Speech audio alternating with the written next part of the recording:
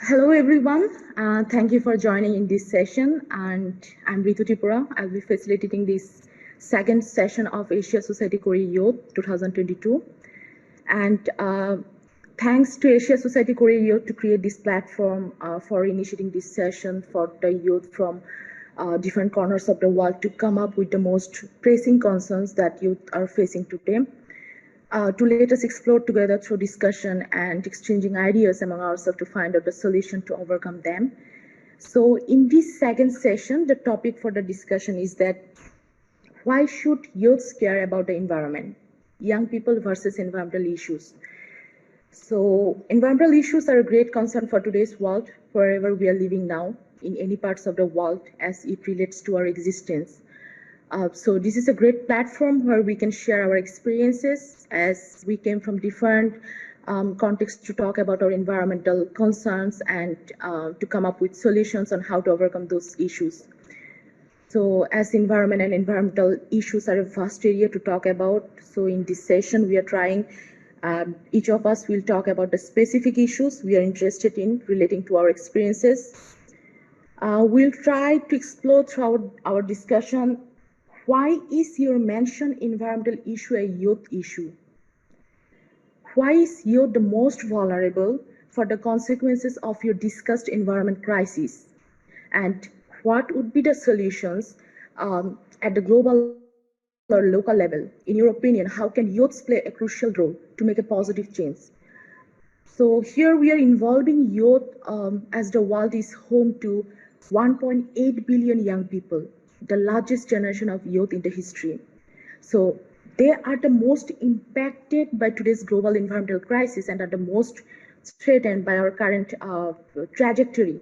So to successfully ensure a sustainable future for every child and future generations, we must involve youth in designing and implementing solutions, policies, as youth hold a key to a sustainable future.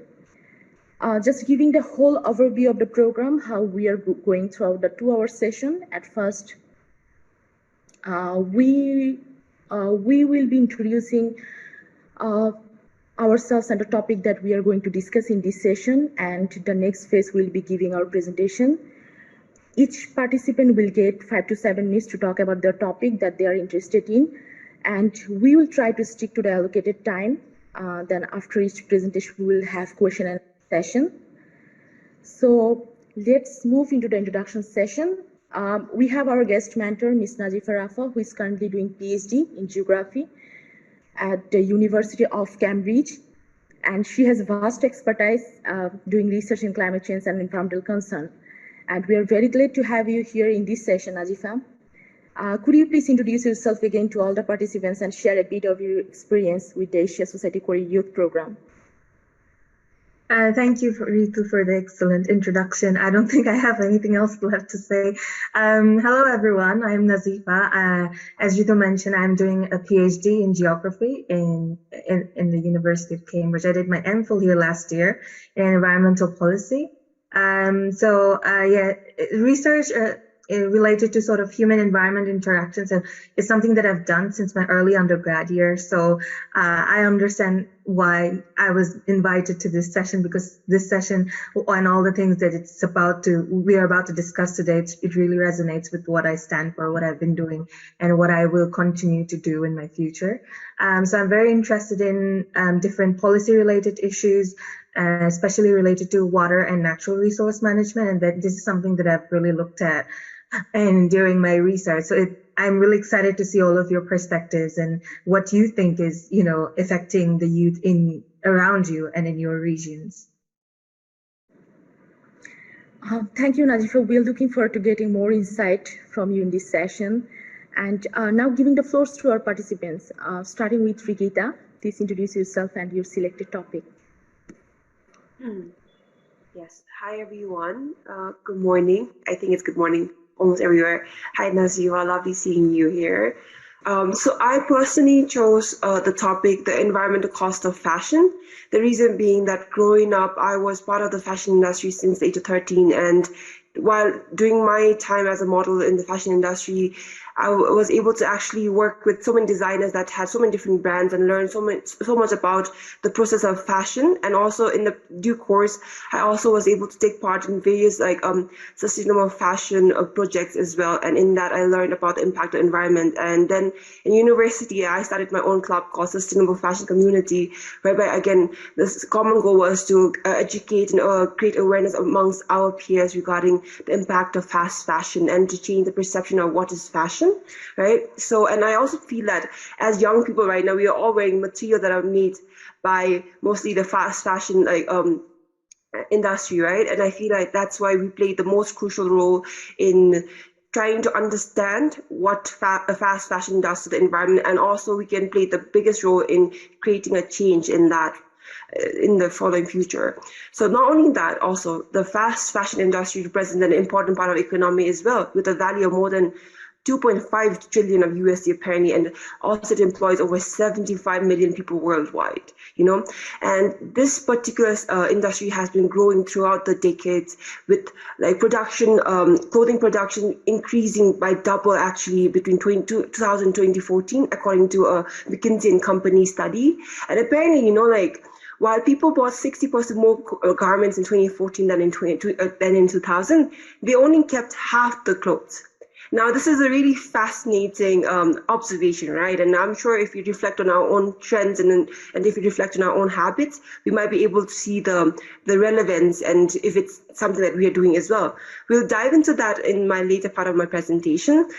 And again, in my particular presentation, I'm trying to bring in more statistics, you know, more researched findings. The reason for that being it brings credibility to the conversation that I'm trying to, you know, foster at the moment. So again, so over the years, like, you know, the fast fashion industry or the fashion sector is booming, and there's been an increasing attention being given to like in the industry. And this also means that there's like been the impact. I mean, the focus also on the impact of fast fashion on the environment, right? And so apparently, fast fashion production makes up 10% of humans' carbon emission, dries our water sources, and what's more is that 85% of all textiles go to dump each year. 100 billion garments are produced each year. 52 micro collections per year are released by fast fashion brands, when actually we only have like 2 seasonal change if you think about it when it comes to clothing. It's cold, it's hot, you know. More than 400% of clothes are being produced now compared to 20 years ago, and 7 times in average a garment is worn before being thrown away. Also, we as individuals generate around 11 kg textile waste per year in average, you know, and that 50% of our clothes in our wardrobe are not worn. And this is very alarming. And the reason for this is also because there has been a drop in the garment prices over the 20 years. Right? It is said that we have now 5 times more clothes than our grandparents, and this is because garments are cheaper now. Clothes are cheaper now, easier to find and get now than before. Now, why is the garment cheaper now, right? Like, that's, again, something that we often don't think about. Right now, Shein is a trend on TikTok. People want to buy from Shein, Amazon, and we buy in bulk, and we want to hop on a fashion trend that's created by celebrities. They might be wearing designer clothes, and we want that. And so you also want a copy of the designer clothes. So you go on Shein, and you buy in bulk. But how is it so cheap? Like, right now, people say, oh, get your clothes on Shein, it's like the most reasonable. But why? Nobody wonders that. And that's because actually garment quality is declining every year, you know, because the trends are changing so fastly. The fashion industry or the garment industry at the moment is focusing on mass production of clothes and not focusing on the quality, not focusing on the impact that it can create, not only on the environment, also on its worker, right? And I think all of us at the moment are aware of the very harmful practices going on in the labor industry when it comes to the fashion industry. And this is fast fashion. To just define what fast fashion is time and again, because I've been mentioning it, is that fast fashion is the mass production of cheap disposable clothing, right? And now the impact of it, like I said, I did mention some of it, but again, 20% of the industrial water pollution comes from textiles. 22,000 liters of toxic waste are dumped into rivers by tanneries in Bangladesh every day. Yeah, so basically, I want to talk about the fashion industry. I want to talk about how, as young people, the ones like being like the most attractive consumers to the fashion industry, how we need to learn about it, how we need to speak on it, we need to change our habits, our practices, and I also will be bringing up some indigenous practices and some sustainable practices from my own community, in my village, and in my country, to like be an example of what we can do to change the habits that we have. Yeah, thank you, Ritu. I'm so sorry I kept on. Amazing. Thank you, Regita. And I mean, I think that you have chosen the most contemporary issue, the most important concern that we have right now. So now I would like to call Valeria to introduce herself and the topic she's interested in discussing for today's session. Can you hear me well? Valeria. Yes, we can hear you. Yes. Hello, everyone, and to the invited speaker as well. I want to introduce myself. I am Valeria. I'm from Peru. I'm 23 years old, and I'm currently majoring in industrial and mechanical engineering in Korea University. And the topic that I chose, I'm going to focus on greenhouse emissions, but more specifically in carbon dioxide emissions. And basically its impact on climate change and how this has impacted the most to young people. And also, like, I'm gonna talk about some sort of solutions in a global and local level that can be made towards reducing these carbon dioxide emissions. And basically, from an engineering point of view, what can be done to kind of like get rid of the CO2 in the atmosphere. And that is what I'm going to focus on today. Thank you. Interesting. Thank you, Valeria. Now giving you the floor, Kit, to hear about your topic. All right. Can you hear me? Yes. Okay, perfect. So my name is Kit. I'm from Italy right now, and so I'll be focusing on waste in the entertainment industry. I work in the art sector, and so I'll be focusing on mega events such as FIFA that's coming up, the Olympics, theater productions, music videos, film, TV, and the waste that's produced in the events and entertainment industry and how we can make those sustainable. I think especially because the arts industry tends to value youthfulness as a general criteria. It's something we as youth have a very particular power over, given that they're always searching for young people. So yeah, that's what we're talking about. Thank you, Kit. Now giving you the floor to Venu. A very good morning to everyone. A very good morning, Nazifa. It's so good to have you here. I'm Venu and I'm from India. The topic that I'll be taking up today is I'm going to touch a little bit upon water and air pollution and then soil erosion. I think the country that I come from, India, 62% of the population is involved in agriculture and other cultivation related practices. So the most of our livelihood comes from soil and the natural resources are put to a great use. So I think although it's such a vastly discussed topic already, I think it is important for us as youth in the modern times to explore more solutions to the age-old problems of pollution and soil erosion. So yeah, I'll be looking forward to discussing on that. Thank you, Venu. And I guess that I'm left now. So my topic is climate change and water shortages.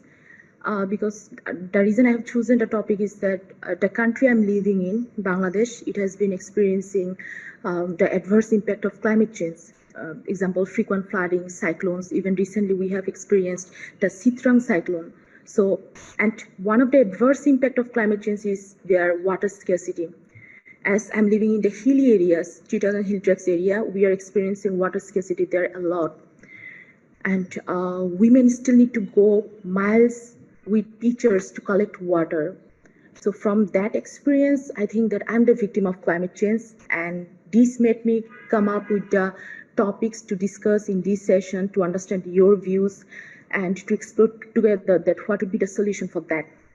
And now, without any delay, we are jumping into the discussion. At first, calling again Ritu, Regita just 1 second. There's still Mohammed as well. Oh, I'm so sorry. I'm sorry. Now calling Mohammed Sami to introduce yourself and your selected topic. Hello everyone, can you hear me? Okay. Yes, you are So audible. my name is Sazzad Hossain and I'm from Bangladesh. I've just done my bachelor from the Department of International Studies from John National University. Now I'm doing my master's in the same university, Department of Economics, majoring in international trade. So my topic is plastic pollution and biodiversity loss, and I think plastic pollution should no longer be seen as a fringe environmental problem, but as a core fact of the planetary emergency. So I hope everyone will be very interested to listen our today's topic, and I think I can learn very crucial information from everyone. Thank you so much, and thank you so much Nazifa Rafa for attending these sessions, and hopefully we'll believe that we'll get much information from you too. Thank you so much. Thank you, Mohammed Sami. And now we are calling Regita to get more insight about the environmental impact of the fashion industry. Yes. Over to you, Regita. Yes. Once again, apologies for taking so much of time already. That's my fault. So earlier, I was mentioning, right, as young people who are the biggest consumers of fashion in the fashion industry at the moment, it's really important to understand what buying one piece of clothes every day for us unconsciously means actually, and how it impacts. And that means that understanding what's the impact of the fashion industry on the environment in so many different sectors. And I'm just gonna repeat some of the stats again. And I think repetition is good for these because we need to register them in our mind. Often we don't, because the trends are so influential. The whole online world is so influential that oftentimes we forget we forget to be conscious about our habits. So like I said, some stats again, 100 billion garments are produced every year. 52 micro collections per year are released by fast fashion brands instead of usually the 2 seasons. More than 400% clothes are now being produced compared to 20 years ago. And 11 kg textile waste is supposedly generated by one person every year. And at least half of our clothes in our wardrobe are not worn. And so this observation, this very a status that we are seeing, one might be, I said, was wondering why. And that's because there's been a drop in the garment price over the years. And I mentioned right now Shein. Shein is the most, I think, it's the best example at the moment that we can all relate to.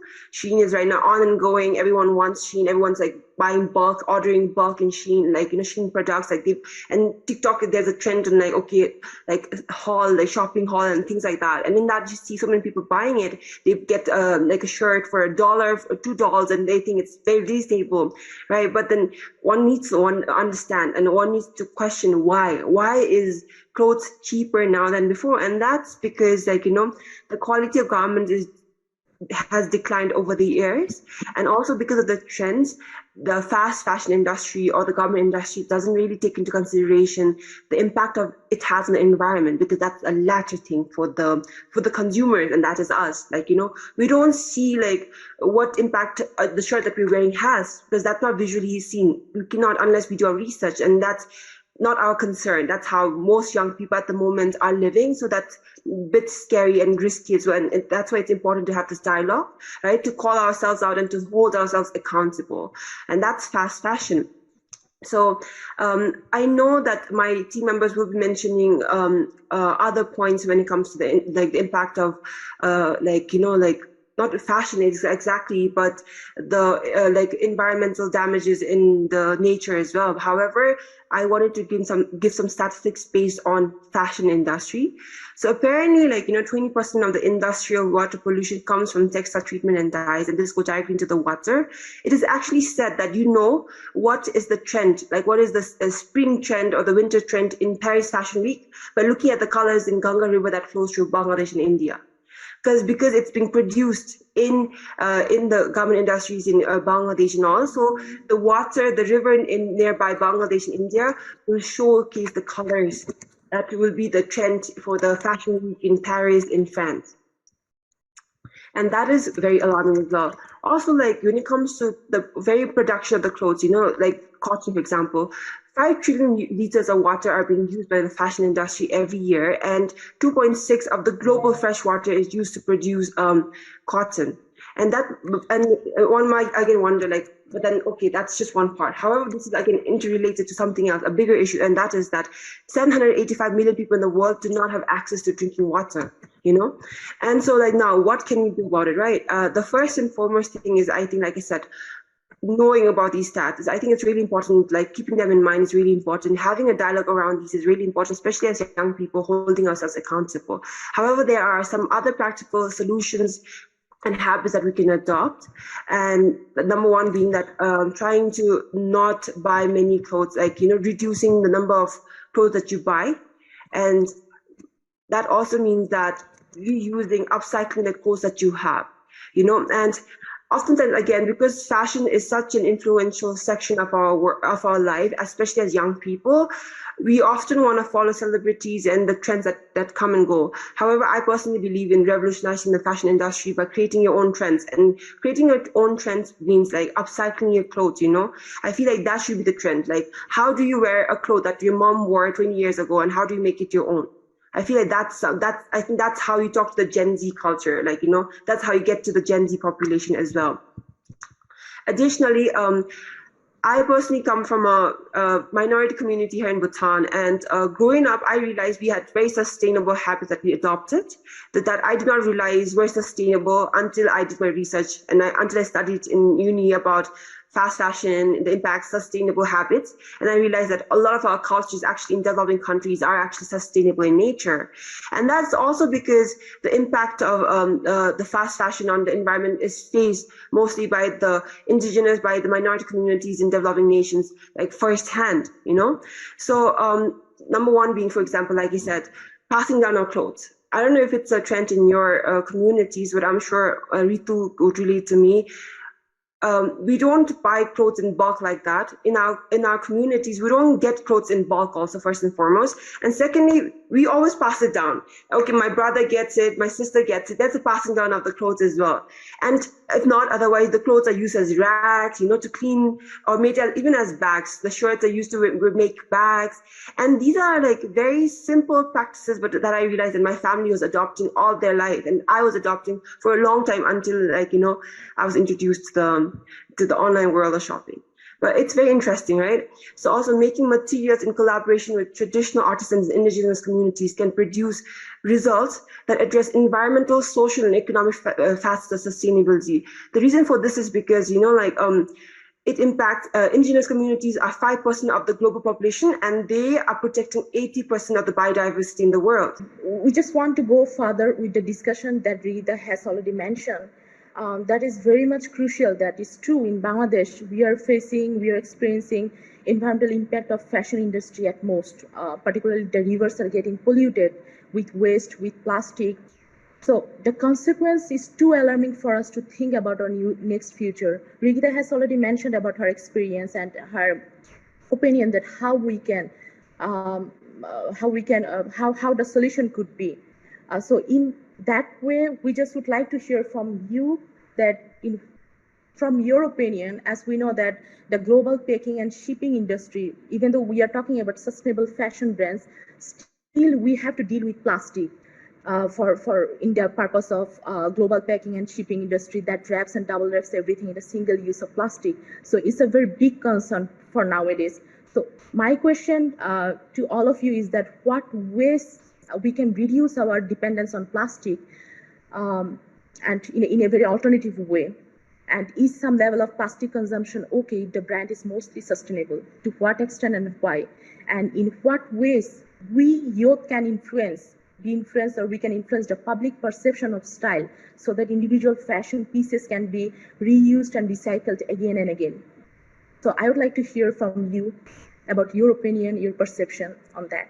For an example, that even if I talk about the plastic in my country, the context that I'm living. I think that for the plastic consumption, we need to say no to plastic and ban using plastic, as it is not environment friendly at all. And there should not be any consideration as the limit of using plastic, right? So we have to come up with that solution, that what would be the solution. One example could be that as even though if we throw the clothes, it could end up in the landfill, right? And which can cause more carbon dioxide emission. So still, sustainable fashion needs to be explored more, how we can ensure it. So definitely youth has the key role, right? To come up with the different sustainable innovative ideas. One of the approach, in my opinion, it could be that you can pass your unused clothes on to your friends or take them to charity shops if they're still good enough to be worn. And even one of the most environmentally sound way of disposing them could be recycling.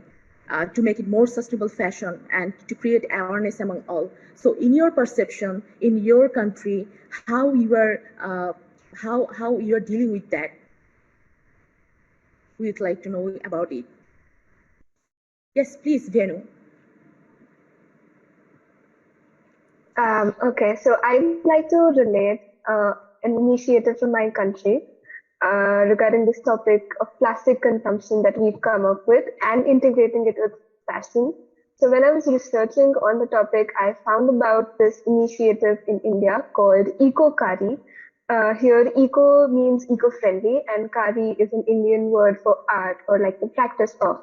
So what this initiative does is that if any of you are aware of Mahatma Gandhi's very famous initiative of the charkha, so like homespun clothing or making your thread and clothing yourself.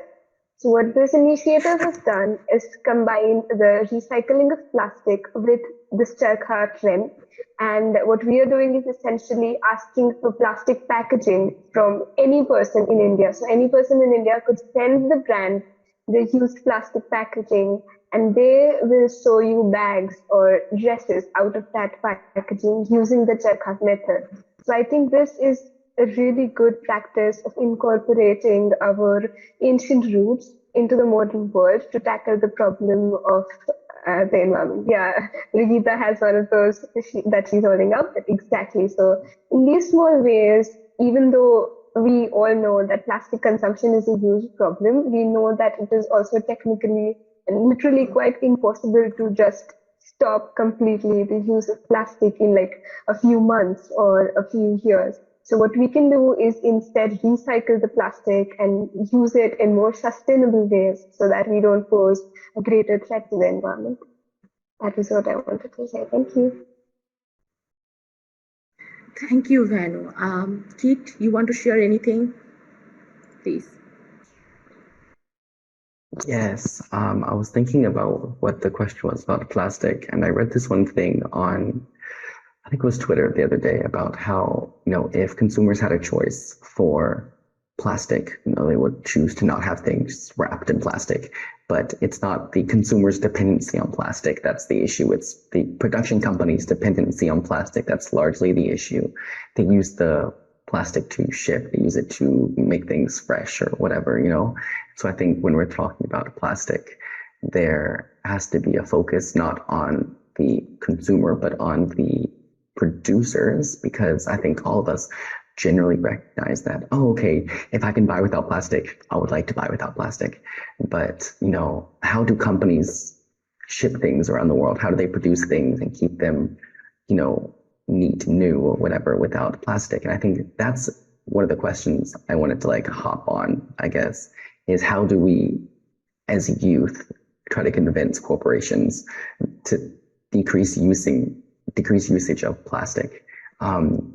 Because, so I'm from Milano, which is one of the fashion capitals of the world. So on the other side of the fashion industry, every season, there's all these models come into town. Everyone's wearing the same color. Everyone's wearing all of these different, sort of high fashion garments, and they're all absolutely ridiculous. They're all pushing the edges of innovation and industry. And I don't know, if you go to the catwalks, whether it's Chanel or Gucci or Versace or whatever, you see all of these really elaborate pieces, I guess I would call them. And then you never see them again after that season. And like the whole city becomes this like hub for fashion for a couple weeks. And, there are so many trucks. You can see them on the streets filled with, layers and layers of packaging for the fashion shows and everything. But then, after that season is done, everything gets thrown away and there's huge piles of waste. But then, they're taken elsewhere. We never see them after that because they're very unsightly in a very cosmopolitan European city. You know how it is. But that was my question. It's like, what happens to the waste? Like no one knows. It just disappears. But if you go out during the streets at the right times, it exists. So I guess that's my further question going forward, I guess. Yeah, I'd like to contribute to that. I think first and foremost, I personally believe that. So like you talked about shipping, right? That like the packaging is in like plastic, and so it's the production that creates more of these plastics during the packaging, and it's being shipped around, and that's where the increase is happening. So I personally think that's where we need to support local brands, right? Because if you buy from a local brand, there's no need for shipping. And I think for developing countries, this is very realistic, right? We do buy from local brands. It's around like shipping is in my country, there's no shipping like that. We can't, and we do have like non-legitimate people or like social media pages trying to sell fast fashion company clothes, but other than that, most of them are locally produced. And so I personally believe in like supporting local brands because they are mostly more sustainable, not only in their packaging but also in the materials that are being used. For example, like I can show you this one. This is a tote bag, and I love tote bags. This is made out of jute. Right, and jute is a very eco-friendly material, like a biodegradable material, and also like an alternative for raw material when it comes to making of clothes and bags as well. And again, that time, Venu was mentioning plastics being used to make products. I have it in my home, and I learned to do this myself when I was in class 8, doing one of my school projects as well. And we even make bags out of the plastic that we get. We don't throw the plastics. So in my culture, we don't throw the plastics. You will see a bunch of plastic lying in a bag, plastics within a plastic, but those are again not thrown away. Those are used to make products like these or even bags and things like that. So I feel like first and foremost, though, that's very important. And secondly, I feel like when it comes to like you mentioned, the fashion week that happened, right? And how we all, even the world that is not in Paris, we are like looking forward to it. And we're really fascinated with the trends that come and go. We don't realize the behind the scenes of it. And I feel like that's what is driving the fashion industry. It's the demand from the consumer end that pushes that, capitalizes the industry to do more and to hide away and run away from any accountability. So in that sense as well, I think that at this moment and day and age, online social media plays a really big role where all of us can be advocates of sustainable fashion lines. We can advocate for like sustainable practices. And I have done this as a pilot project in my university. Like I said, when I started the club, I had like 150 members from like 20 different countries in my club. And most of us were not aware of what fast fashion was, what sustainable fashion was. A lot of us were adopting sustainable practices, but we were not aware of it at all. But in those 3 months of like working together, learning together, not only were we able to learn, we were also able to literally like turn the clothes into like upcycle the clothes. So I think the next thing that I wanted to mention was a practical solution was definitely like when it comes to even events that you organize in your school, in your university, in any company as well. You know how we have these branding partners, right? We make merches, shirts, hoodies, even if it's for a university. I think this is also where we can make a big difference by actually partnering with a sustainable local brand rather than a fast fashion or, like a garment industry. Because they produce in mass and we think it's cheaper, but that way we are also encouraging and we're promoting the fast fashion industry and we are contributing to the environmental impact of it. And I feel like these are like very small but really practical changes that we as young people, as students, as people working in organizations, can actually raise to the high authorities to adopt. And I feel like that makes a big difference as well. If I can just go off of that really quickly, I'm thinking about what we talked about last session about like decolonization. I'm thinking about, the trends, especially in the West, of sustainable fashion, how it's seen as a large part of, it's very hippie thing to use sustainable fashion, and especially here in Milano, everyone wants, high-end fashion. Everyone wants Gucci, Versace, whatever, and if you buy, sustainable fashion brands, whether they're local or from Bangladesh or wherever, it's seen as a different class type of thing, and so there's a huge classism component in the fashion industry, in the sustainability sphere of fashion. And so I think part of our job as youth is to combat the classism within the fashion industry, and that's a huge part of the knowledge connection process. Do you have any questions? Nazifa had her hands raised. Anyone? Yeah, I did. Yeah. So it's just this discussion is so interesting, and I feel bad for holding off our other presenters, but it's just something that's been I would like to hear your thoughts on. So usually, in developing nations like Bangladesh, India, environmental issues aren't really a priority because there are just so many socioeconomic issues that people want to focus on, and environmental issues sort of take the back seat. We're going to deal with this later, but I've been just thinking, and I think it's quite valid when you think about it, but what about sort of, have you thought, this has come to me because I was thinking about fast fashion and, the disaster of Rana Plaza, like how the building collapsed on lots of employees. And we had it was a very, very sad day for all of us. And it really left a mark on history. And it's really, I think it's called as the biggest industrial accident. So I was wondering, what are your thoughts on sort of addressing environmental issues with a human rights-based approach? So what if we had sort of more stringent labor laws to protect the labor workers? Do you think it would sort of impede the growth of fast fashion the way it is right now? Yeah, I think definitely, right? Because if you think about it, if there are regulated labor laws that protects the rights of the laborers, which at the moment most of the garment industries are all around the world don't, what happens is there enough time for the laborers, the workers to actually create clothes. So they don't have to produce clothes in mass. Right now, even Shein, right now, there are so many of these stories going around, literally news covering the fact that Shein workers have to produce around make 100 clothes in a day.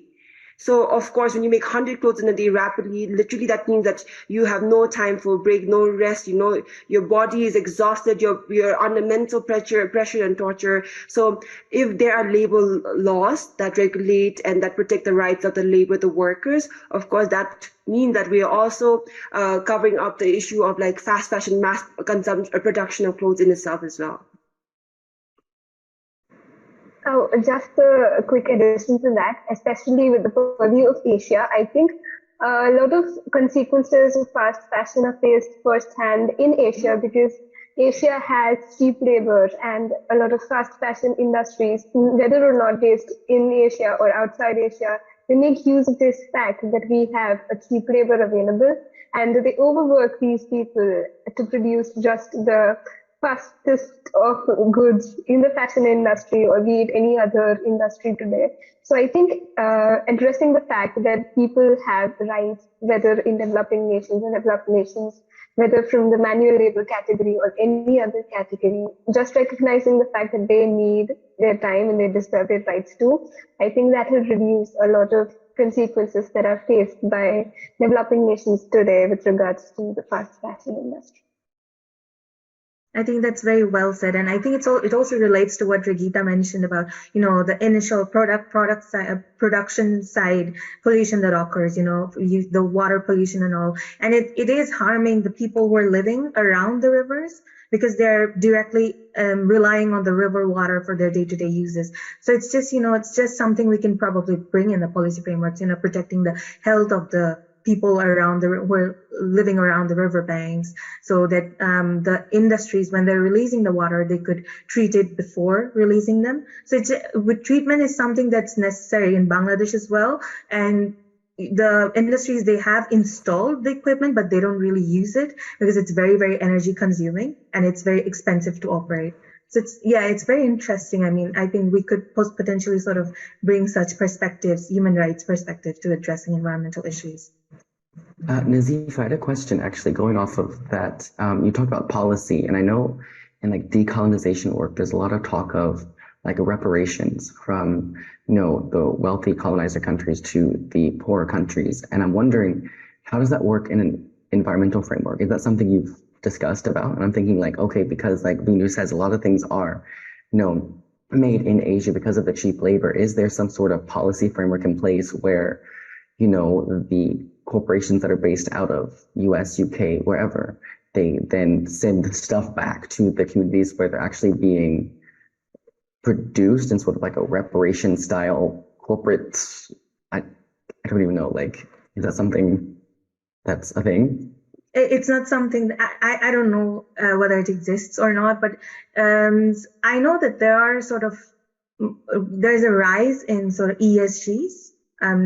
People, companies vow towards improving their environmental and social sort of impact.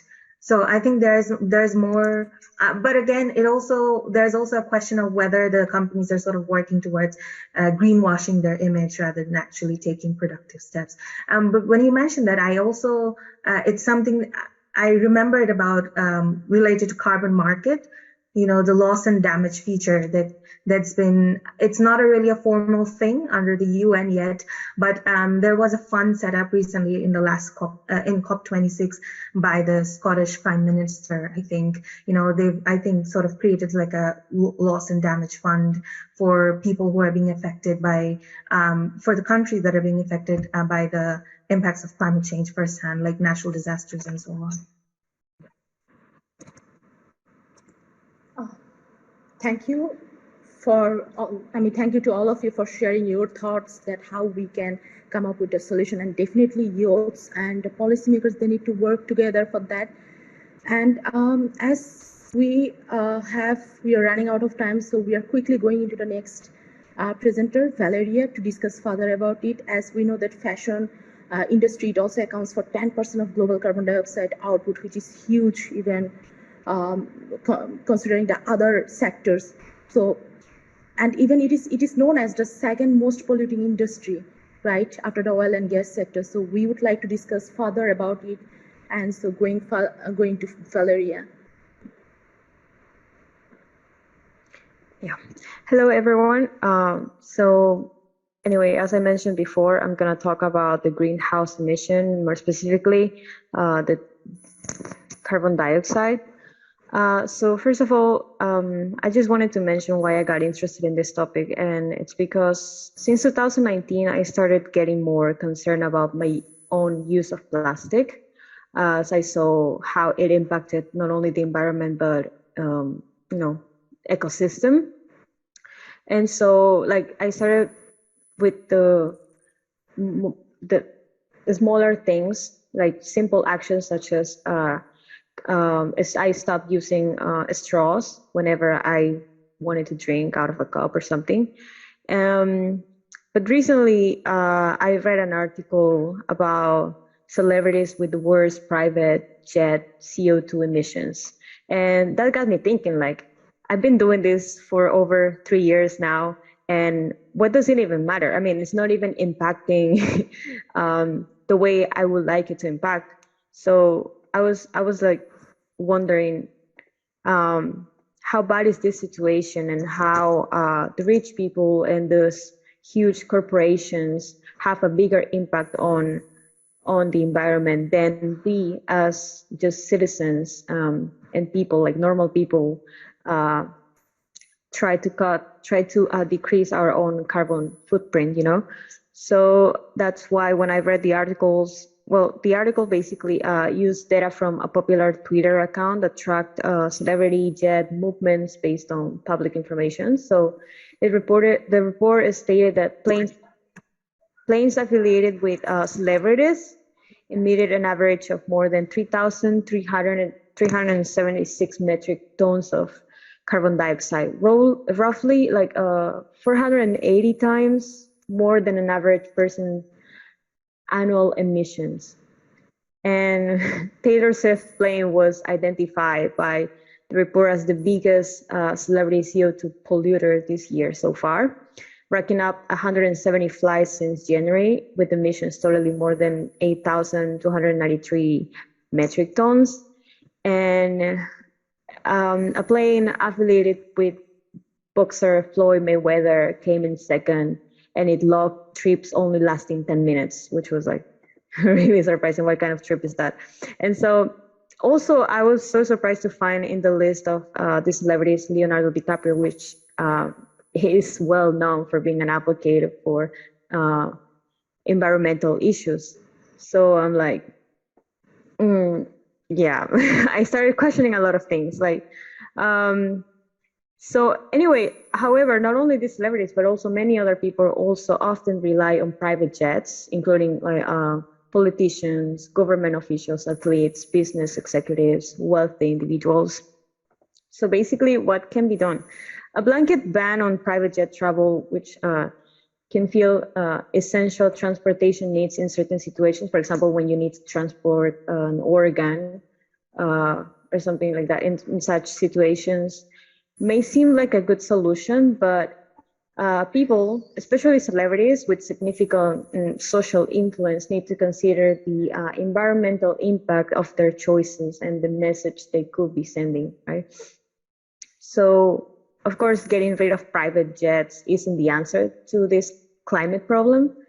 But although the personal emissions of private travel are large, they are still not as significant as what is produced by the much larger commercial aviation industry.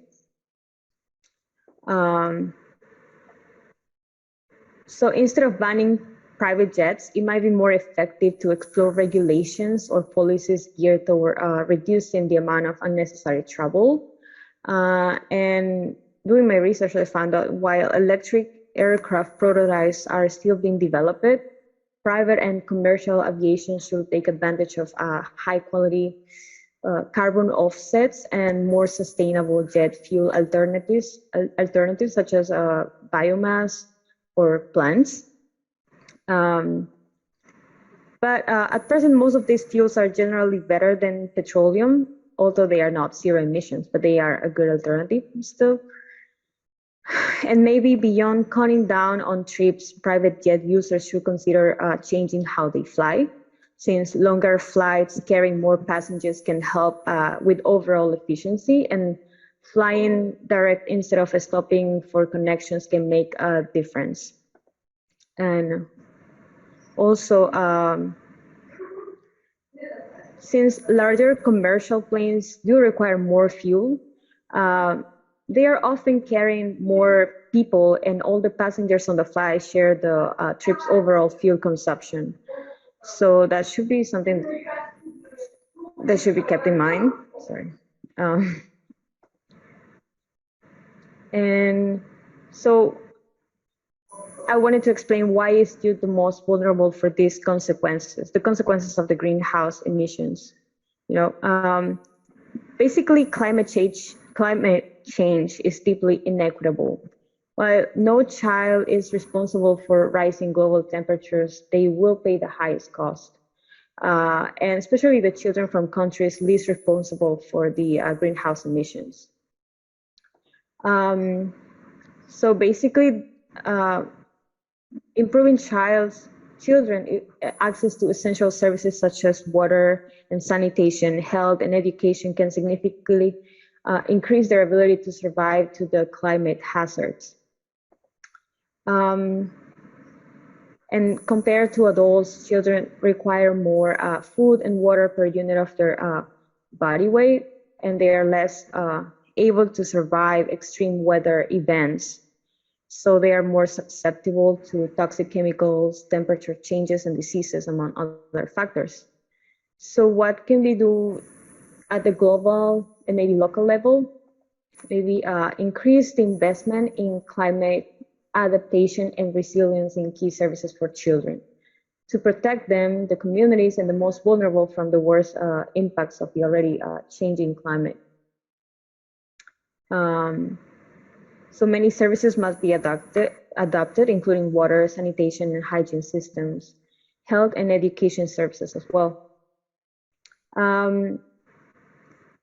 Greenhouse gas emissions should be reduced in order to avert the worst impacts of the climate crisis. So countries must try to cut their emissions, their greenhouse emissions. Also provide children with climate education and green skills, which can be critical for their adaptation to and preparation for the effects of climate change. And also, but most importantly, I think young people should be included in all national, regional, and international climate negotiations and decisions, including, for example, the COP26. So basically, children and young people must be included in all climate-related decision making. In a more personal level, a few of the things that we can start doing on our own without maybe considering the fact that maybe corporations have a more significant impact on climate change. We can still try to make a change in a more personal level, such as maybe like the usual turning off lights, TV, computers whenever we don't need them, maybe swap all incandescent lights bulbs for the new compact fluorescent lights because they use only 25% as much electricity. Maybe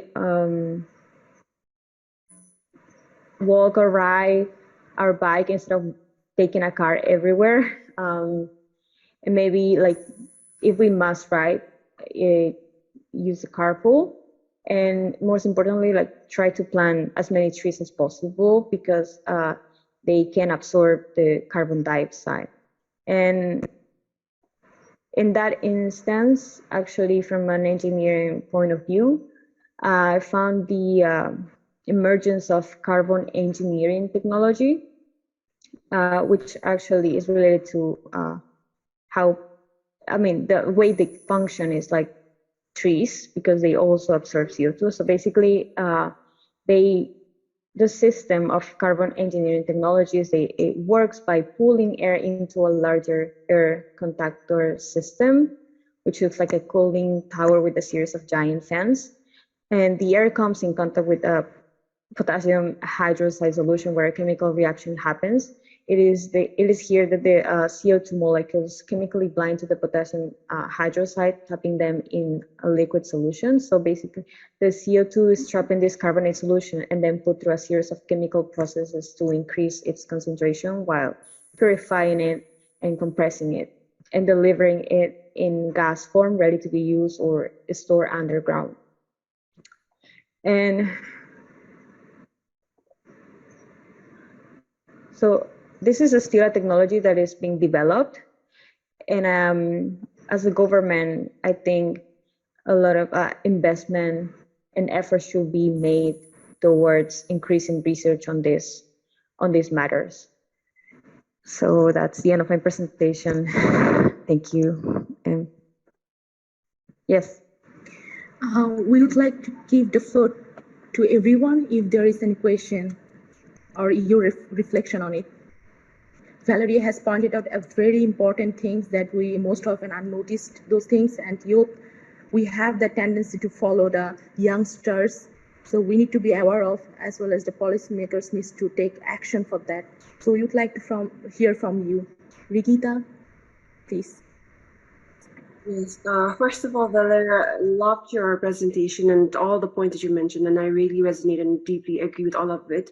As someone who lives in a carbon negative country, I think it's fair to say that yes, policies make the biggest difference, because in Bhutan, we have policies at a local and national level that regulates, the impact that our policies and everything that we have has on the environment. That also means that, for example, we're not allowed to build industries anywhere and everywhere. Even like cutting down of trees, that's not allowed anywhere and everywhere. And if you are cutting down trees, you're asked to also plant as many or if not more trees. And there are so many other practices like that too. So I personally think definitely policies make a very big difference. However, I was thinking, right, because that you mentioned about the celebrities. And this is something, a disappointment that a lot of young people in my community have been sharing, and that I think I resonate with as well. A lot of young people in my community or even online, I saw them, they were complaining about how what's the point of being sustainable? What's the point of us trying to adopt these healthy practices when these celebrities are literally producing the most of carbon emission that we won't be producing even in a lifelong journey, right? And so they were really frustrated in that sense as well. So I personally was right now thinking, how do we not just hold these celebrities accountable, but how do we also make sure that they are paying the price for it. Like they are doing something for the environment. Because like right now, Taylor Swift, for example, is seen as this very humble, sweet girl. Her music is all over the world. Nobody ever sees her as a villain when it comes to the environmental impact that she has, but she's actually right now at the top when it comes to carbon emission. So I was like thinking how, right? And I personally, again, this might be a small town girl's mindset, but first of all, I personally will not be supporting her or people like that who have such detrimental impact that they're producing through their very silly, very naive, but also very problematic actions and habits. So I think that's one way as consumers ourselves and, as young people ourselves, if we stop supporting them directly, that will make a difference. I'm sure it's not a big difference, but it's like it might be a tiny drop, but hopefully this tiny drop accumulates into an ocean, that's one thing I think. And second, I was also thinking like that Nazifa also mentioned, right? Like how when it comes to the environmental impact in developing countries, that's not really seen as a prior concern. And that's because there are so many other social issues. But also I was realizing a lot of the communities in developing countries already adopt, like I said, sustainable practices and healthy practices that have very little impact on the environment because it affects us directly. So then again, I was like, again, that time Kit did mention this as well. So do we focus it like differently when it comes to the developing nations, the communities in developing nations versus the communities in developed countries? Because people in the developed countries, like the communities in the developed countries, do have more resources, more flexibility, more capital to even make these lifestyle, like these drastic changes in their communities, in their life, whereas people in developing nations don't, right? We have so many other socio-economic issues that hinders in our active role when it comes to climate change and environmental impact. So again, something that I think the rest of you who are speaking after me can also contribute to, as to like, do we have different ways of advocating for doing better for the climate, for environment in developing nations versus developed nations, and does that mindset change through different advocacy approaches? So I just wanted to add a little bit here, saying about how Regita said that sustainable practices are usually seen as a step to be taken in the West, while in the developing countries, it's already a lifestyle. It's the part of our culture. And so it can be kind of a helpful change of mindset for the youth today, because what youth views as trendy or like classy in most instances today is what comes from the West or the trends that are not so environmental friendly, while they ignore what is already there in their culture and what is already present in front of their eyes. So rather than being like, oh, I'm going to be sustainable from now on, doing this and that, it is better for us to go look into our roots and see for the practice that already exists and that has been followed. So there is a need to shift our mindset from sustainability as this huge thing to something that we can incorporate in our day-to-day life. And I also wanted to ask a question to Nazifa over here. Like Valeria talked about, a lot of the consequences of environmental issues are seen in the long term. So they pile up over time and are not usually visible to us immediately, which is why I think a lot of youth today don't realize the urgency or the seriousness of environmental issues. So is there any way, or can you present us with ways in which youth can be made to realize that this is how urgent environmental concerns are, and if you do not act upon it right now, they can cause a huge damage to you in the future? Thank you so much for the question, Venu. There are organizations that I know of, like I'm not sure if you're aware of the recent flood in Pakistan. So there was an organization that did a study to see to what extent the flood was actually caused by climate change, rather than, it was like whether it was an anomaly or was it, actually caused by climate change. And the percentage came out really high, that it was highly likely that it was caused by climate change. So, things like this, organizations like this that sort of vouch for the evidence of climate change and that link climate change with, different kinds of natural disasters. I think that's very important, because at the end of the day, we need to make evidence-based decision making when it comes to, policy making. And at the end of the day, evidence is what sort of motivates people to actually start thinking about these. Even, if you go back to something that Regita mentioned, like her discussion, what can we do to sort of have sustainable fashion topple fast fashion? It's all the evidence about the environmental impact. So at the end of the day, I think it's all about sort of making people aware of the impacts, and also sort of giving them solid evidence, solid facts.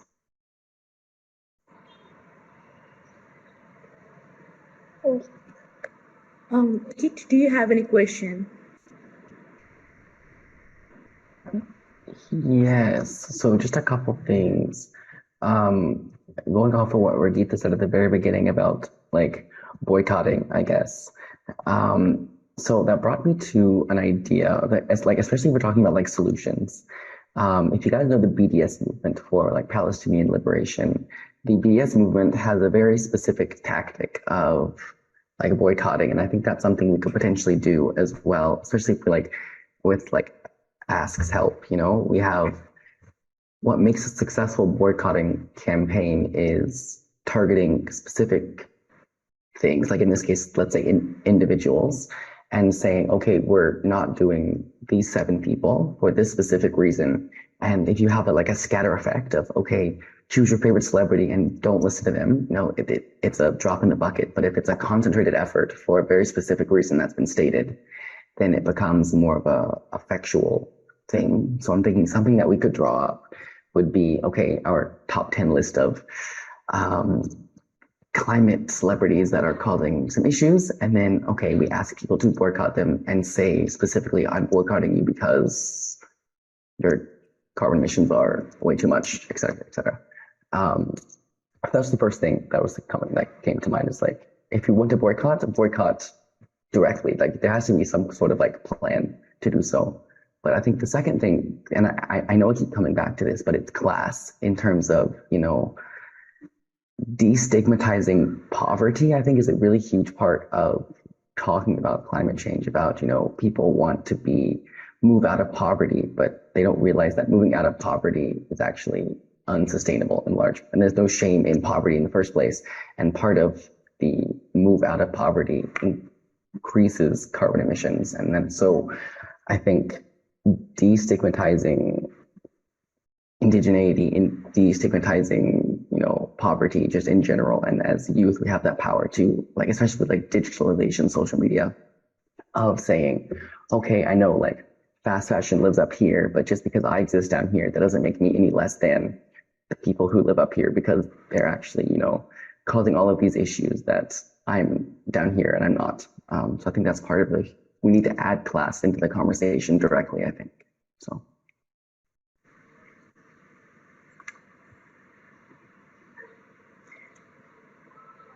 Thank you. I guess we are going more inside of the topic, and the most important thing is that we are talking about how we are emitting carbon dioxide, but the most important thing is that still we are neglecting that it is one of the major contributors to climate change that we are facing, both developed and developing countries. Even though the negative impact of climate change, the consequences are high in the developing countries, as they do not have sufficient resources to deal with the consequence, natural disaster. So this is how I think that climate change is already having its adverse effect on people living, particularly in the lower income countries, where the majority of the world's young people live.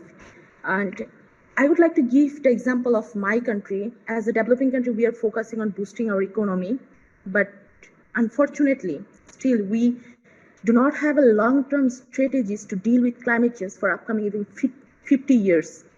I mean, we are yet to realize that development won't be possible without taking care of the planet. And the most shocking thing is that approximately 30 million of people from my country in the coastal areas of Bangladesh, they would lose their habitat if this continues. So one of the adverse impact, if we want to, if we want to analyze that, what would be the adverse impact, that is already there. And the water scarcity is acute, particularly in the heat area. Even that is not in the part of Bangladesh, even worldwide data, if we see that, we can see that 1.1 billion people worldwide, they are lacking access to water. And a total of 2.7 billion find water scarcity for at least 1 month of the year. So with that current consumption rate, by 2025, we can assume that 2/3 of the world's population, they can face water shortage. And at this, I mean, the consequence would be that the ecosystem could ruin. It will suffer a lot. The world will suffer. So then what would be the solution for that? I definitely hope that you have your perspectives in your country, that how your country has been experiencing the climate change, the impact of the climate change. So we have to explore the solution, and we believe that, I believe that youths are the agents of change. They are the innovators. Even though we know that climate change, individually eliminating or mitigating the climate change, it's not possible. We cannot stop it, but we can make a balance, right, to protect the world. And youth, we have been observing that youth are concerned now. They have had a prominent role in the climate activism in recent years. But still, even though they are aware of, but they're not yet to be driven to take action with political support. The data shows that 65% of young people, they felt that their government was failing them on climate change. And nearly half of those who said that they talk with other people about climate change, they are neglected, their concerns were ignored. So we need to understand that young people are not only the victims of climate change, they are also the valuable contributors to climate change. Whether through education, science, or technology, young people, they can scale up their efforts, they can use their skills to mitigate to move for the climate action, to mitigate the climate change. However, I believe that, in my opinion, understanding young people's views about climate change is very important, as they will be the sufferer. But yet leaders who hold the world's future in their hands, they're not listening to us. Yet the youths are systematically excluded. So climate action will fail without the inclusion of the voices of the world's younger generations. We need to support young people to be the leaders. We need to give them the platform to ensure a sustainable world, to strengthen their youth civil society. So at the same time, youth need to be taught and aware of to be adaptable. We have already discussed that, how can we make low carbon lifestyle? How can we reduce our carbon footprint? I mean, whenever we are choosing our career as part of our daily lives. So definitely, we should therefore be given a chance to take an active part in the decision making of even local, national, and global levels. And this is the time to act, and we need young people leading. And now I would like to hear from you that how you are experiencing effects of climate change in your country, and in your opinion, how youth can be involved to mitigate this issue. In my case, like I said, I am in a carbon negative country, right? And people might be like, oh, that's nice, wonderful. Well, it is nice. Like the sad reality is that we are also facing adverse, impact of climate change. And to give an example, Bhutan is like a mountainous country, right? So we have like literally near my house, it's like full of mountains everywhere, and we have glaciers on top of it. And those glaciers are melting every day. We have more than 700 glaciers, and they're all melting. And the biggest consequence of that is that, of course, the habitat in the region nearby the glaciers are literally going through a lot, and people are now migrating to the south because it's no longer adaptable for them to live in those places as well. So, there's people are having to literally get off their habitat, their places of living for a long time just because of climate change as well. And also in places near the glaciers now, mosquitoes are seen. And that's really, really terrifying as well, because in cold places, usually mosquitoes are not supposed to be there. But because of climate change, because of global warming, mosquitoes have found their way into the glaciers as well. And that's really tragic too. And even in our own nation as well, right now, while the policies, again, I think Bhutan has adopted a lot of good policies when it comes to climate regulation, environment regulation as well. And we do have a lot of spaces, hotspots in the country that are safeguarded as the biodiversity hotspots, and that are protected as well. However, with development being a constant process in our country, and again, the influence of, I think, what others or what the modern world is doing, I think the younger generation now are, in a way, like letting go of all these sustainable habits, principles that our elder generation used to hold. I personally think in our country that's what's happening, because like buying cars, like getting the newest model of the car, importing cars, like importing like bulks of fast fashion materials, all that, that's being done mostly by younger generations. So in my country, it's actually the younger generation, the up and coming generation, who are being influenced by the Western culture or the modernized world, to like who are now adopting these practices that will have a worse impact on the environment. So I think that something that I wanted to mention was like it's different in my country, I think, compared to the others, where people are now, the younger people want to voice out more, want to speak out more, want to do better. In my nation, hopefully it will change, but at the moment that's the trend that I personally am observing. Thank you, Regita. Venu, over to you. Okay, so I wanted to relate to this small beautiful fact from my country. So India was supposed to be the only country in the world where we had like a clear monthly demarcation of the seasons. And that was one of the points that made our country so beautiful, because you could just find a proper winter, summer, autumn, spring by the month. But what climate change has done to our country is that now all the seasons are merging into each other, and you find rains when they are not supposed to happen right in the middle of winter. We even had festivals that we celebrated by the seasons, but because of this effect of climate change, all of those celebrations are being disturbed as well. So till a point of time, nobody actually realized the effect that climate change had on our life firsthand. But now that in the recent years, it has started affecting actually the way that we celebrate, and it has impact on our culture. Not only that, you just hear of floods and natural calamities every day and then. So one year there's a flood in this area, and then there's a flood in that country. So I think in the recent few years, so let's say like the past 5 years, it has been much more concrete in front of us that climate change is actually there, and it is impacting all of us, even if we decide to take action or no action at all. So what we can do is put in the bare minimum effort, or we're just going to all face the consequences anyway. Thank you, Venu. Just adding with you, one thing is that even the country I'm living, Bangladesh, is known as six seasons country. We have 6 seasons, but the experience that we are having now, it's supposed to do that we are just having 2 seasons. One is summer and the other one is rainy season. So that is what even I guess that India, Bangladesh, and the other countries, South Asian countries, they're facing. We have 3 more presenters left, so we have even less time. So we are moving into hearing the discussion from Kit. Over to you, Kit. Awesome, perfect. So, like I mentioned, I was going to talk about the waste in the entertainment industry. So let me pull up what I got, and then we'll talk about this. All right, so the events and entertainment industry comes in like 3 or 4 main sections. That's the theater productions, think of like stage plays, traveling concerts like K-pop concerts. You have mega events, so think FIFA, Olympics. You have TV, movie, and productions, and like film, and then conferences and trade shows. And so it's estimated that around a $50 million movie creates about 4,000 metric tons of CO2 per movie.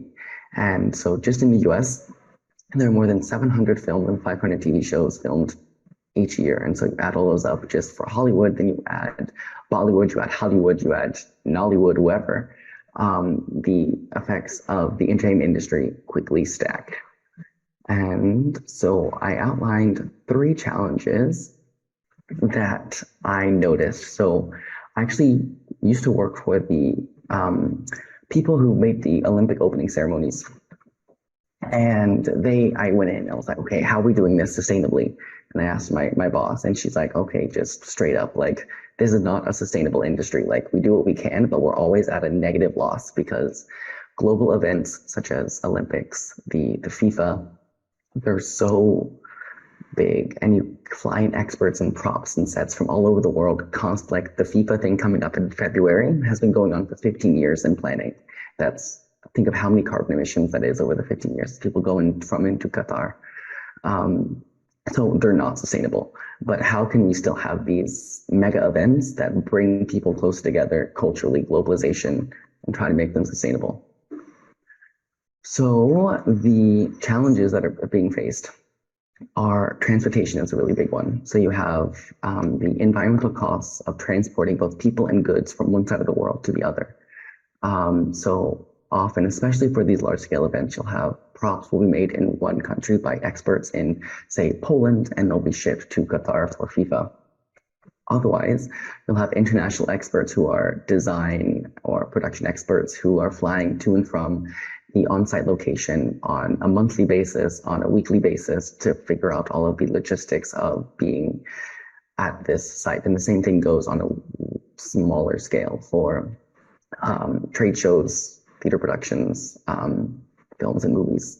And the second thing I cataloged as the challenge that the entertainment industry is facing is recycling waste. So a lot of these things create a lot of very set specific products. Think of your favorite TV show, think of your favorite stage play. There's a lot of very specific things that are made for these scenery, especially if they're a fantasy setting or a sci-fi setting, things that don't exist in normal everyday life.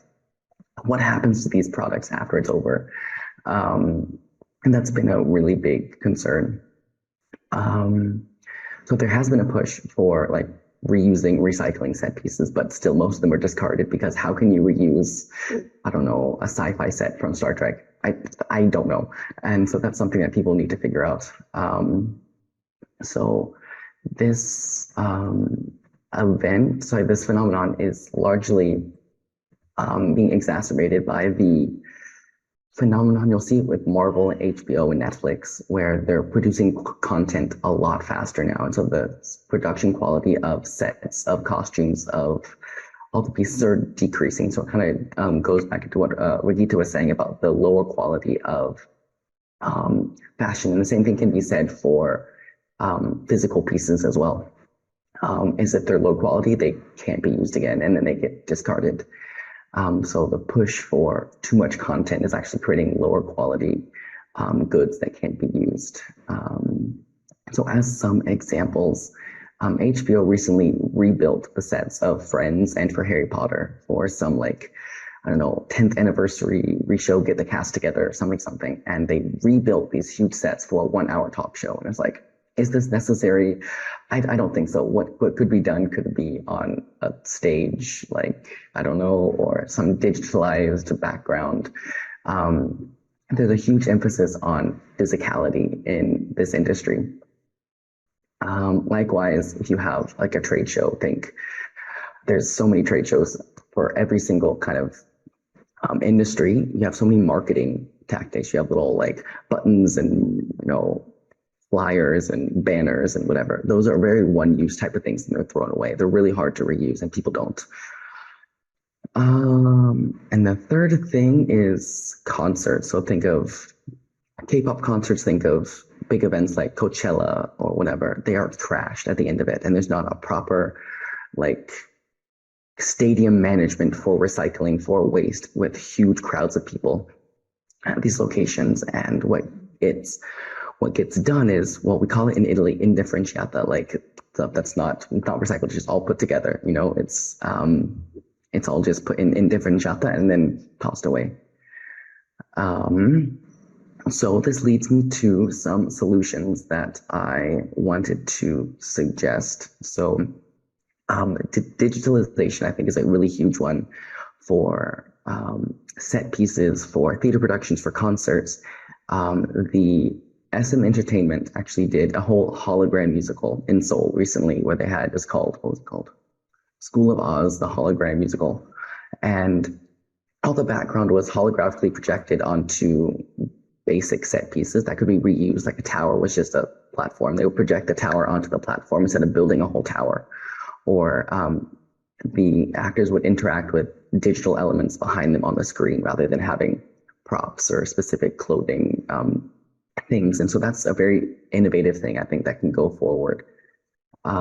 Likewise, Disney, so I'm originally from Orlando, so home of Disney. They used to have a whole bunch of fireworks shows, but as they are advancing through time, they're replacing fireworks shows with drone shows because fireworks are notoriously, obviously, pollutive.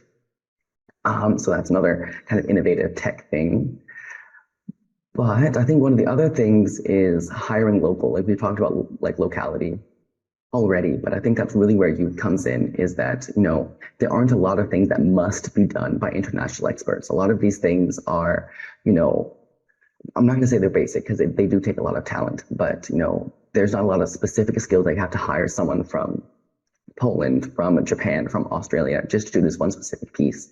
And so that's really where hiring local comes in, and youth are a huge talent pool that is being underrepresented. And there are tons of artists, tons of designers, tons of set producers, choreographers, whatever, who are youth who don't have the entry-level job descriptions because they don't have 5 to 10 years of experience for an entry-level job, who cannot access these industries, so they hire out instead of hiring youth within their local country. And I think that's really what needs to be focused on. So that being said, like I mentioned, so the entertainment industry really values youthfulness. If you think about who exists in the public face in the entertainment industry, whether it's music or whether it's acting, whether it's, you know, film, TV, on-stage productions, whoever, they're mostly young people, especially if they're in the public eye. And so these people have a huge, tremendous power to catalyze change at that level. And so getting young people who are going into the industry to understand the societal impacts of an industry that is notoriously wasteful is very, very important. So I got some statistics from Korea. Let's see. So around 25% of preteens interviewed in Korea wanted to go into the idol industry, which is a huge percentage of people. Like that's never been seen before. So the amount of idols and singers on the census between 2010 and 2020 rose by 70% in South Korea. And so the entertainment industry is rapidly increasing. And so getting these young people who want to go into this industry, letting them know, okay, as you go forward, you know, talk about capacity building in terms of how do we make this a sustainable goal? How do we make this sustainable going forward? I think it's really, really important because we teach art. I mean, not as much as we should, but we do teach art. But what we don't teach is sustainability within art, whether it's, you know, like, especially arts and crafts, you know, physical products, you know, they get thrown away so often. And so teaching that within the art programs, whether it's within these idol training programs that are based within these entertainment agencies or from kindergarten to K-12 or, you know, in universities, adding sustainability into the arts education curriculum is quite useful, and it's not done at all. Speaking as someone who came from an art background, it's not talked at all. It's all about content, about literature, about the things you produce, not about what happens after you are done with your artistic performance. And so that led me to think, okay, what can Asia side Korea, what can be done? I think the first thing is understanding like statistics and research. There aren't a lot of available statistics, especially for Korea. We're talking about Korea specifically, about the amount of waste in this industry. In the US, there's some statistics, but they're not very up to date. As the further away you go from the US, there aren't as many statistics. People aren't studying the wastefulness of the industry. We know it's all wasteful, but we don't know how much. And so funding a statistics finding report, funding some sort of information gathering thing to find how wasteful is this industry would be very, very a good starting point for us. We have to figure out what the problem is before we can address it. Secondly, just promoting youth as a talent class. Youth are incredibly undervalued as workers, as employees. And so promoting local youth as, just as talented as, or they have the potential to be as talented as international experts. This does three things, I think. It fosters young talent to flourish, especially in the training of future leaders, giving them the ability to work within their industry and learn more about environmental sustainability.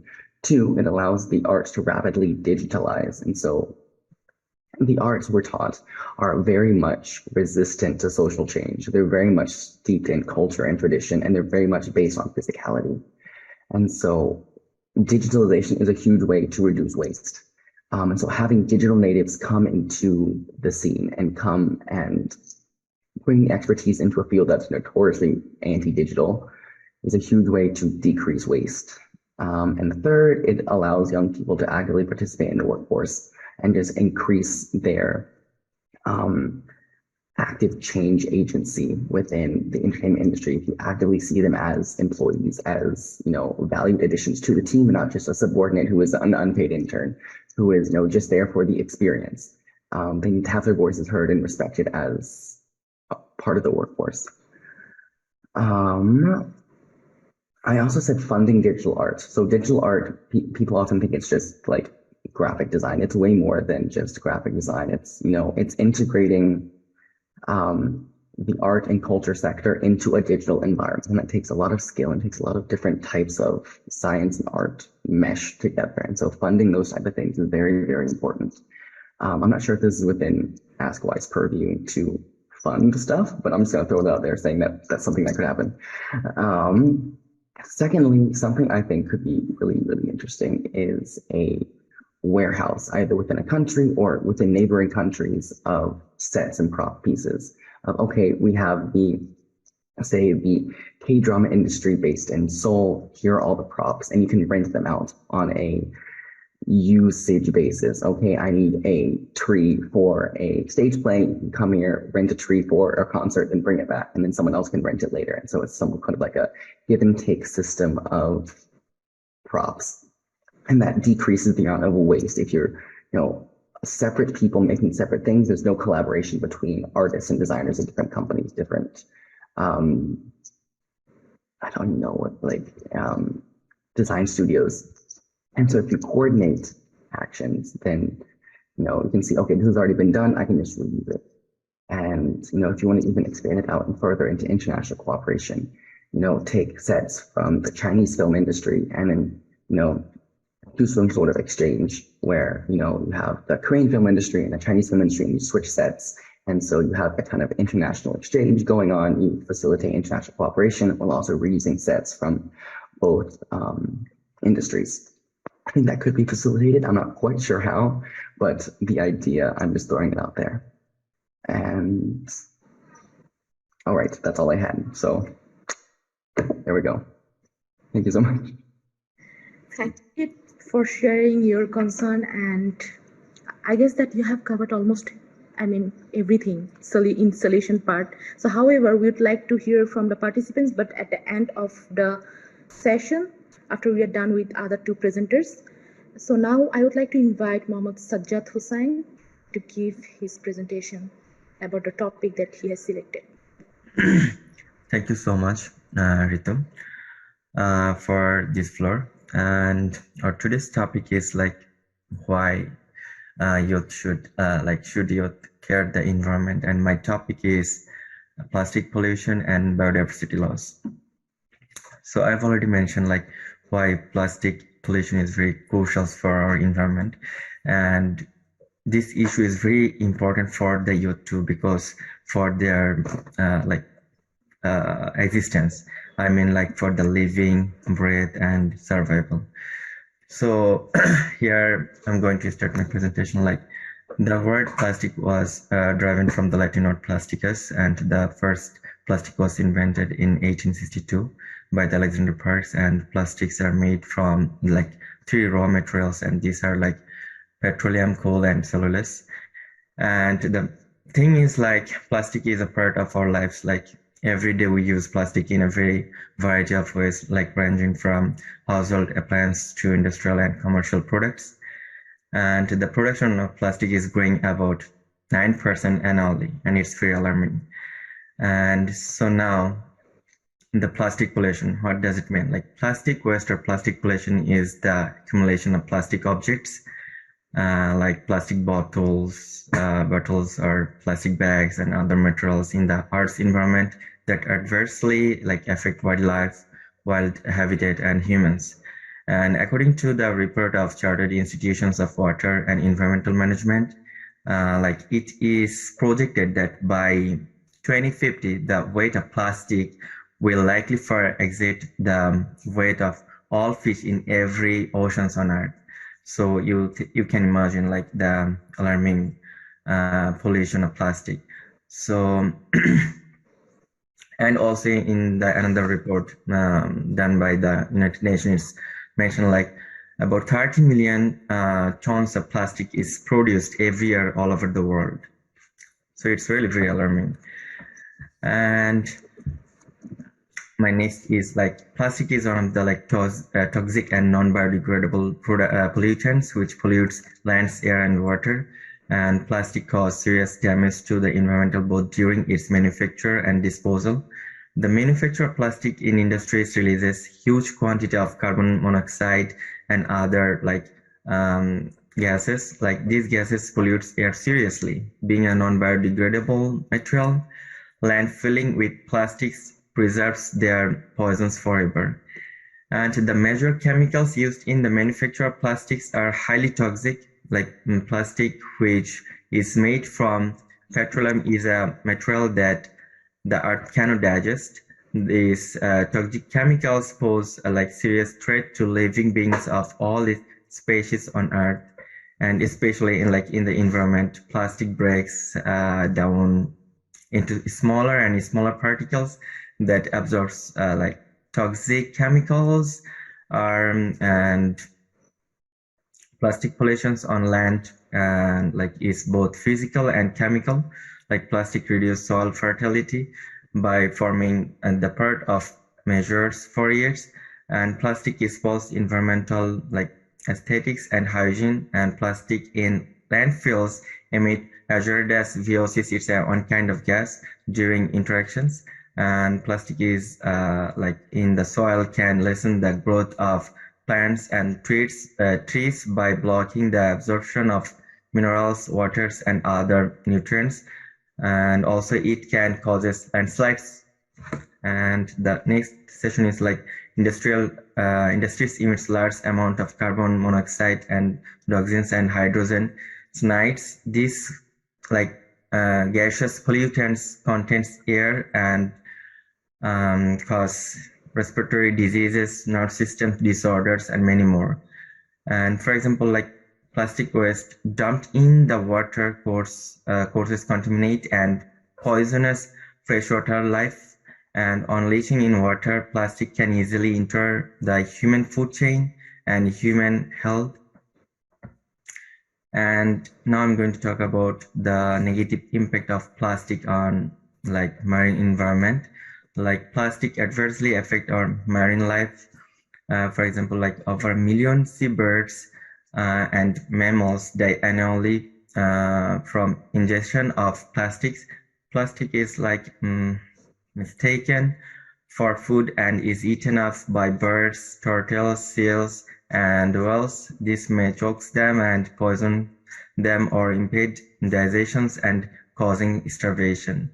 And many turtles become is discovered in nets and were found dead with plastic garbage bags in the stomach. Some marine mammals swallows plastic bags which resemble jellyfish in the seawater. And in a statistic, it's found about 44% of seabirds eat plastic mistaken for food, leading to suffocation or blockage of digestive tracts and eventually death. And the next is how this plastic pollution have negative impact of human health. like toxic chemicals content in plastic causes neurological problems, cancer, and birth defects, and normal changes, and thyroid problems and cardiovascular diseases. And these varieties like these gases causes like chemicals such as BPAB and synthetic stromal can affect the hearts of women and can permanently damage DNA of mice. So that's all about my presentation. Thank you, Mohammad Sazzad, for giving your insight in the discussion. I would like to hear from Venu Parikh, and then after that we'll move into the question. Sure. So I'll make it quick since we already have so much to discuss and I'm sure all of us have questions. My topic that I'll be covering today is water pollution, air pollution, and soil erosion, which is already, a very widespread discussion world over. But just to put it into perspective, just to give a few stats, 42% of all the deaths that occur through problems with water sanitation are from Asia. And which makes us realize the huge chunk of people just living in one continent that are being affected by this issue. With regards to air quality also, Asian countries have the lowest air quality in amongst all the world rankings. So although the problems of waste management or let's say disposal might come from developed nations or developing nations, the consequences are largely faced by developing countries more as compared to the developed nations. With regards to soil erosion, again, Asian countries depend more on farming or cultivation as their first, the main income tool.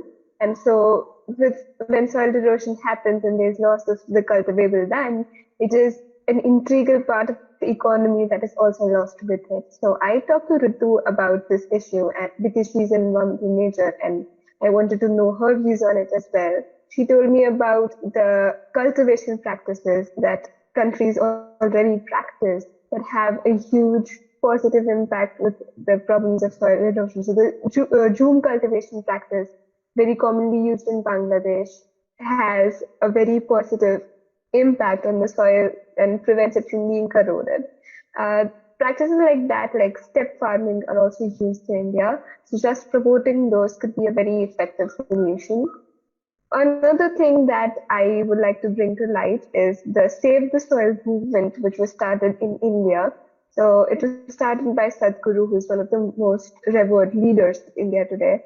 And he made this campaign of going through the country on his bike and collecting people, and implementing education and awareness about positive farming practices. Where when agriculture is looked upon as like a lower profession and it's a primary industry, it is important to bring to light how important agricultural practices actually are in saving the environment today. So that is what I wanted to briefly touch upon. One thing I would like to address from Kate's and Regita's presentation was what commonality I saw is that recruiting indigenous people or local artisans for work that needs to be done is a very important step towards sustainability.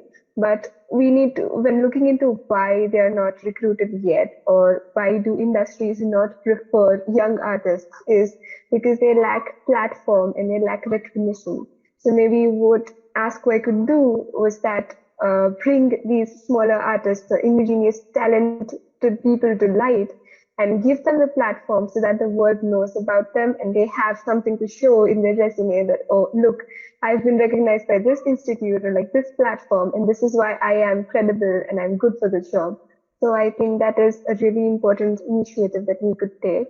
Another quick concern that I would like to address and open the floor for discussion with this topic to Nazifa, to everyone else, is that when we talk about trends in the fashion industry or following the best or forgetting our own sustainable practices from the past, one thing that comes to light is our generation's obsessiveness with aesthetics, right? So why do we need such huge scale production sets or why do we need new clothes every month? It's because whatever feels limited, or whatever feels not very huge scale or large scale feels cheap to us, or feels not like the standard that we want it to be. And in a generation where aesthetics define a lot of trends, is it how can we, control our consumption practices to bring about a more sustainable trend cycle in place? And that is what I wanted to discuss with you guys. So I personally think that there's a growing need to introduce the young generation to conscious buying, recycling, upcycling, thrifting shopping habits. Like, conscious being the key word here. Because like I said, like you also mentioned, about like how we have this, like the younger generation has this obsessive need or like desire to get everything everyone else is getting. And of course, social media plays a big role in it, right? Because you see somebody on social media living their life, wearing the newest trend, you want to embody that, you want to you wear that. So I think the idea of conscious buying is something that we need to implement in the younger generation. Because again, in my country, the old generation coming from during a time when development was very new, and compared to us now, it's where development now feels a very like a common thing for us. Before, they were always very conscious. Like, when it comes to even money, like if you have very little money, of course, you'll be very conscious as well. So with the younger generation, I think in my country or in countries like mine are like, I think we have a lot of resources that can oftentimes spoil us in a lot of ways as well, because we don't realize the value of things. We don't realize the impact of things as well. And also, I was just like wondering, because because I was talking about accountability, right? And I was like, we are all wearing clothes today. Have we ever wondered where it's coming from? Who's producing these clothes? Have you ever checked into the factory that it comes from, not just the brand, even the factory that it comes from? Because if we don't trace our very roots to where it's leading to, right, even our own actions, we don't really realize the impact that it's having. So this is where I think when you said being conscious in your habits and your actions, I think plays a very critical role. And so even for myself, I just realized that like I've been part of many sustainable projects and campaigns, but I don't adopt it on a regular basis because I don't feel a need to. Because then and what this does is that this allows me to reflect on the privilege that I have, that I don't need to really worry about, like where it's coming from, because it's not affecting me directly at the moment, And even if it has an impact on the environment, on people, on the labor, because I'm not checking where it is coming from, I wouldn't need to face that information. So I think this is a very good time for all of us to also reflect on the very clothes that we have, on the very products that we have. Just do a bit of research on where it's coming from. Just like Google the name of the factory, the place, because that way I think it'll connect us more to the issue. And I think that's what we are lacking right now. There's a detachment in the young generation and the problem, because like we mentioned, the policymakers don't include us in many of the dialogues, right? And that also leaves a huge gap. On top of that, many of these contents on social media also doesn't really address it fully. So we, in a way, are privileged, but also ignorant to the realities of what's happening. And I feel like that's a small but a very critical step that we all can take as young people. And I think I would also like to ask for today's discussion, because it made me realize this myself as well. So I feel like discussions like these are really important, where we not only talk about the challenges in a global lens, the issues, the solutions, but also it's a time where we hold ourselves accountable, where we allow each other to reflect on our own habits and actions, and take some measures from henceforth to be better, to be more conscious, and to be more sustainable. Thank you, Regita. I do agree with you that we need to consider both individual and the responsibility from government, corporate side, because the individual responsibility, the thought process, it can stimulate individual action and the foundation of social learning process, and it will lead to us to change our system as well. So we are almost at the end of our session, and I'm very thankful to all of you to make it more interactive and to discuss a lot of issues. Environmental issues are a vast area. We can talk a lot about it, but as we have the time limitations, so we have to stick with it. And thank you, Nazifa Rafa, for being with us and passing your perception and knowledge to us, as well as thanks to all the participants to actively participate in the discussion. And we really hope that we can make some changes through Asia Society Korea Youth Program, to reach out to the youths across the world, to let them join in a movement to protect the environment. And definitely the most important thing is that all of us need to work from our own standpoint to ensure sustainability. And thank you once again for being in this movement. I don't really have much to say because all this session has been really, really energetic and I really liked it. So the whole role of youth in the environment, I understand sessions like this can tend to make people feel quite depressed and discouraged. At least like whenever I've attended sessions like this, it just feels like, oh, what am I doing? Should I just change careers? Because what's the point? But then, our youth, we're actually, because we're so frustrated, we're also the first people to take action. And that is why there's just so much, there is a whole youth activism going on in the environment sector. So I say that whatever you guys are doing, whatever we are doing, I think we're on the right track and we should continue what we're doing. Even though we're coming from different disciplines, we always bear, it's not something someone has to tell us to do. We always bear in mind the environmental consequences that may be related to what we do in the future, what our field might require us to do in the future. So I think the youth is on the right track. We don't really need, I understand that many youths currently are very, are affected mentally. Because of this, there have been research going on that there are a lot of mental health impacts of the current environmental crisis, the climate crisis on the youth. So I think it's also positive in a sense that it means that we care a lot.